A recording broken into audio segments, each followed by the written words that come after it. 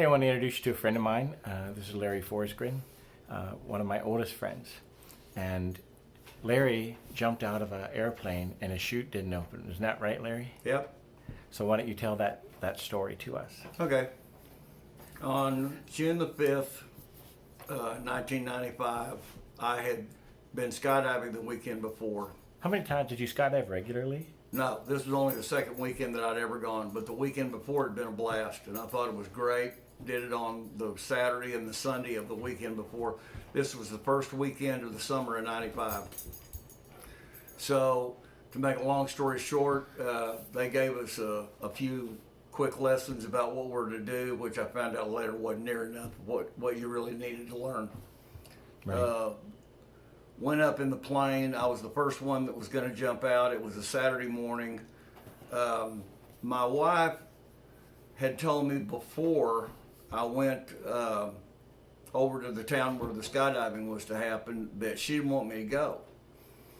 And I said, you know, why? You didn't have any problems with it last weekend. And she said, I don't know, but I've never had a dream about you, but I had a dream about you, that you jumped out of the plane, everything went wrong, and you died. Right. So I jumped out of the plane, and the very second that I left the plane, I had what they called a fright seizure, which I'd never heard of before. It was later explained to me in the hospital that if you're about to do something that your mind is not mentally capable of doing, it basically does the same thing as what happens to a car with the battery. It shorts itself. Wow. And I didn't know anything about that, but I learned that it was possible that it could happen. And so, as I was jumping out and the chute was beginning to deploy, apparently I reached up, and the moment I had this seizure, I had the normal seizure, the physical aspect of it. My arms got tight and my legs went tight.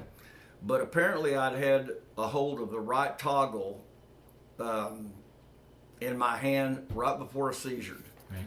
And I don't remember doing this, but they found me with the toggle in my right arm pulled all the way down, which is really kind of like a good way to kill yourself, because the chute doesn't have anything to do but go down at a very, very frightening right angle all the time.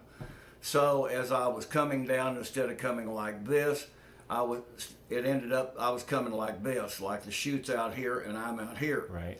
And I ended up coming down and hitting a parking lot. They estimated going between 40 and 45 miles an hour that I actually made impact.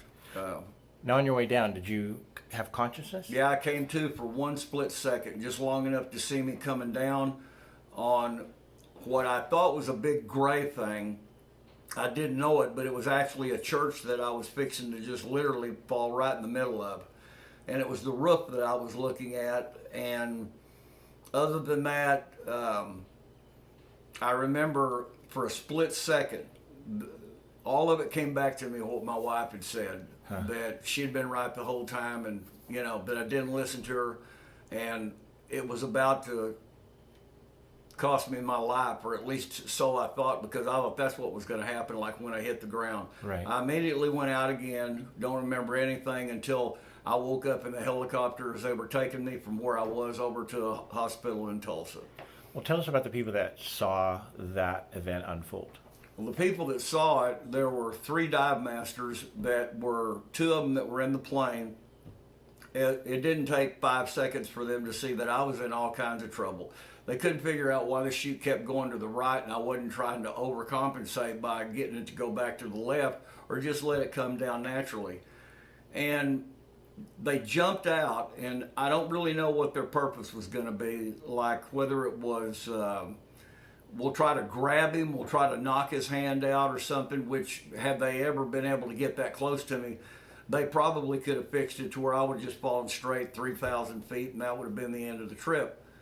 But anyway, they weren't able to do anything. There were 10 people that were over there to jump for the very first time, and they had said, you did such a good job last weekend, we're going to let you show these 12, there were 12, I'm sorry, on what to do. So I showed them exactly what they didn't want to do. Right. Now, wasn't there a lawyer that was out on the farm? Yeah, one of the most interesting things about it is, as I was coming down, when I got about 1,000 feet in the air, there happened to be a man across the highway that was tending his cows. That was apparently was a well-known lawyer in the town that I was in, and he actually got on the phone and he said, "Get the paramedics out here right now," because he said in about 2 minutes there's going to be a guy that's going to have to go to the intensive care ward, which was interesting because he didn't see me hit. He later told me, but he knew by the way I was coming down that it was going to end up a tragedy.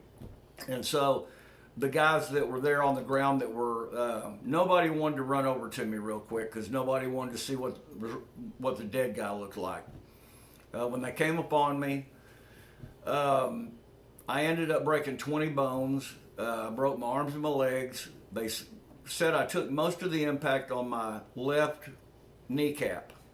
And the moment I hit it, split my femur into two pieces. They both went out through the pair of brand new Levi jeans that I had on and ruined those. And Didn't you almost hit the church? yeah, I missed, and nobody's been able to explain this to me yet because I don't see how it's possible. But apparently, in the swinging, I literally was swinging into the side of the church, and when there was a church secretary that was on the inside of the building doing some work, it was a Saturday afternoon, and she said, "You hit the ground so hard, I heard a thud." And she said, I ran out because I knew somebody had hit my car. And so she ended up looking at her car. It was fine. And she was about to walk in the church. She happened to glance to the right. She sees me in the parachute over there. She said, when I got up to you, she said, you were telling me that, I hurt, which I have no doubt I did. And my hand was about this far away from the side of the building. They looked all over the building for any signs of blood or anything. They didn't find any, so they really don't think I would have hit it, because had I hit it going 40 miles an hour, it would have had a lot more devastating effect than just hitting this parking lot. The parking lot was bad enough. Right. Now, I know there was things that happened after that, but I'd really like you to conclude with what changed. What was it that affected you the most with all this? I think the thing that affected me most of all is that I was a real chauvinist our first 10 years of marriage. And I just always thought that if God was going to deliver a message, he would deliver it to me first, and then I was to deliver it to the wife. And everything that she had told me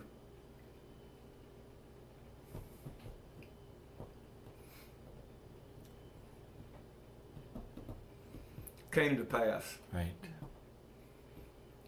And I realized that she truly was a 100% partner, as opposed to being 50-50, that she actually knew more about what was going to happen to me than I did. Right. And that's the main thing, is that I learned a lot more about respecting her, what she had to say from that day forward. I may not have done everything, but I sure have listened a whole lot more to her. Right. Great, thank you. I know it's emotional, and I know you shared it all over, and I know that it's touched people's lives, and I appreciate you sharing that with us here. Thanks. Okay, thanks.